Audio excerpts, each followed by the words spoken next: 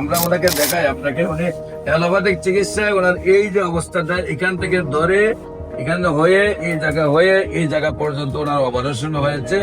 এই জায়গা নিয়ে সে পছন্দ ছিল যে আজকে এমন একজন ভাইয়ের সাথে আপনাদেরকে পরিচয় করে দিচ্ছে যিনি মরণবিধি ক্যান্সার, এমনকি সবচেয়ে কঠিন ক্যান্সার যেটা ব্লাড ক্যান্সার, সেটা থেকে উনি মুক্তি লাভ করেছেন। অনেক টেস্ট করাইছে, ধরা খায় না।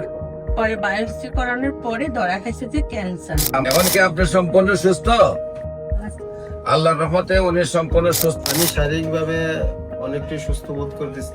এখন ক্যান্সার আমি মুক্ত। আপনি রিপোর্ট করছেন পরে সম্পূর্ণ ক্যান্সার মুক্ত আছেন। তো হ্যাঁ, আপনি কি এখন খুব সুস্থ মনে করেন আপনাকে? হ্যাঁ, সুস্থ।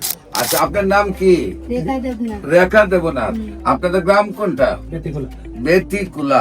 পোস্ট অফিস বাজিয়া, থানা কেশবপুর, জেলা যশোর। আসার পরে কয় মাস চিকিৎসা হলো?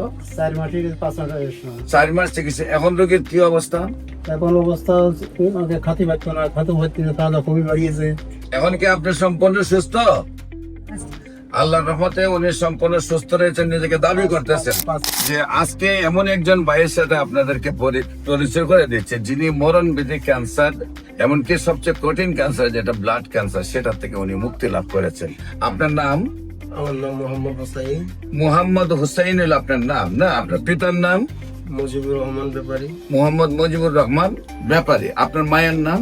ফুতেজা বেগম। ফুতেজা বেগম। গ্রাম হলো কোথায় বললেন? গ্রাম দক্ষিণ দশানি। গ্রাম হলো দক্ষিণ দশানি। দশানি। পোস্ট অফিস দশানি বাজার। দশানি বাজার, থানা মতলব, জেলা হইলো চাঁদপুর। কনফার্ম হওয়ার জন্য তারা বিসিএল এবিএল টেস্ট করার জন্য বলে। এটা আমি ওখানে করি টেস্ট, তখন তারা দেখলো যে আমার শরীরে এটা জীবাণুর উপস্থিতি আছে। আগে সমস্যা হইতো, আপনার রাত্রে ঘুম হইতো না, খাওয়া দাওয়া রুচি ছিল, মেজাজ খিটখিটে থাকতো, বা নিজেও একটু মোবাইলে গাড়াগাড়ি করি, বিভিন্ন ডক্টরদের ভিডিও দেখি বা তাদের মতামত দেখি, যে আসলে অ্যালোপ্যাথি কি এটা স্থায়ী কোনো সমাধান এই পর্যন্ত আবিষ্কার হয়নি। আচ্ছা, অ্যালোপ্যাথিক চিকিৎসা আপনার কত টাকা খরচ হয়েছে? ওইটা ওভারঅল বলা যায় আমার 7 থেকে 8 লক্ষ টাকা। এই তো 5 মাস ওষুধ আল্লাহ তাআলা খাওয়াইলে, আলহামদুলিল্লাহ এখন বর্তমানে আমার অবস্থা, আমি শারীরিকভাবে অনেকটাই সুস্থ বোধ করতেছি। আগে যেটা হয়তো আমি একটু হাঁটা চলা করলে খুব ক্লান্ত হয়ে যেতাম, বা সিঁড়ি দিয়ে 1 তলা 2 তলা 3 তলা উঠলে খুব হাঁফায় যেতাম। তো এখন আলহামদুলিল্লাহ ওই সমস্যাটা আমার নাই। আপনার নাম? আমার নাম হচ্ছে নাজমা। নাজমা আক্তার। আপনার স্বামীর নাম? নজরুল ইসলাম। নজরুল ইসলাম। আপনার গ্রামের বাড়ি? গ্রামের বাড়ি ভুলো। ভোলা। আপনার ভোলার মূল গ্রামের নামটা কি? ভুলা আমাদের চরভেশন। চরভেশন। Post office হাঞ্জুরহাট। হাঞ্জুরহাট, থানা থানা লেত্রা। লেত্রা।